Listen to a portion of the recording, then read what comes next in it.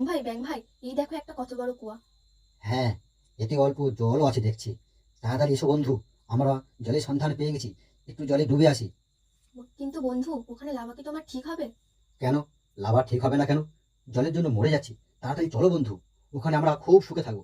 একবার ভেবে দেখো বন্ধু, ওখানে নামলে কিন্তু তুমি আর উঠতে পারবে না। আরে চিন্তা করছো কেন?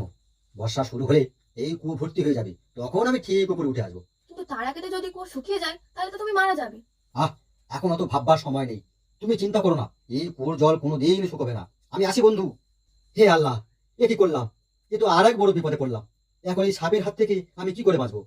চিন্তা করো না, আমি তোমাকে খাবো না। এমনিতেই তো আমরা সবাই মারাই যাব। সে কি? আমরা সবাই মরে যাবো মানে? হ্যাঁ, এই কুয়োর জল ভর্তি ছিল, মাত্র দুদিনে এত কমে গেছে। আর দুদিন গেলে তো কুয়ো তো একেবারে সব শুকিয়েই যাবে। আমরা সবাই এমনিই মারা যাব। চলে যখন এসেছো, যখন সবাই এসো একসাথে মৃত্যুবরণ করি।